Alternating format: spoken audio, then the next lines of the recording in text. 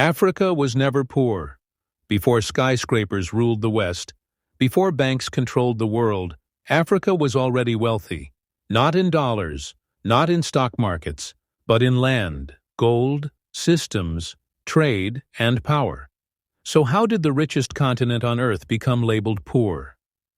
The answer was erased on purpose. Today, Africa is often shown as a continent in need of aid, of guidance, of saving. Images of struggle dominate the narrative.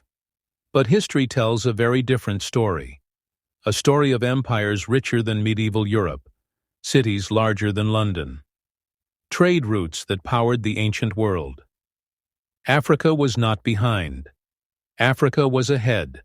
Long before colonial borders were drawn, Africa was home to some of the most advanced civilizations on Earth. The Mali Empire controlled so much gold that when its ruler, Mansa Musa, traveled across North Africa in the 1300s, his wealth flooded entire economies. Gold lost value simply because of his presence. This was not myth. This was documented history. In West Africa, Timbuktu was not a forgotten desert town. It was a global center of learning, universities, libraries, scholars.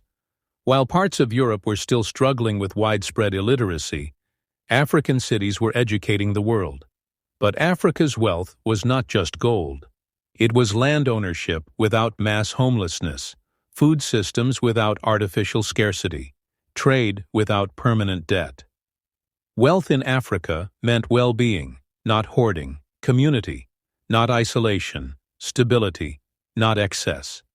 And this is the part of history rarely taught. Africa did not measure success by how much one person could accumulate, but by how well everyone could live.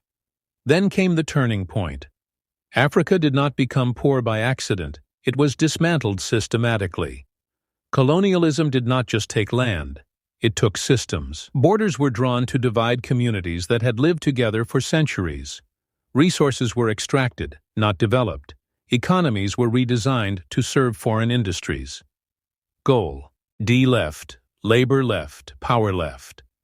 And when independence finally arrived, the damage was already embedded into the structure. Today, Africa is called poor.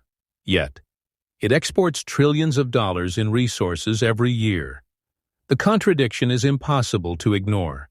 A continent rich in oil, minerals, fertile land, and youth is labeled as lacking. But poverty is not the absence of resources. It is the absence of control. Africa is not poor.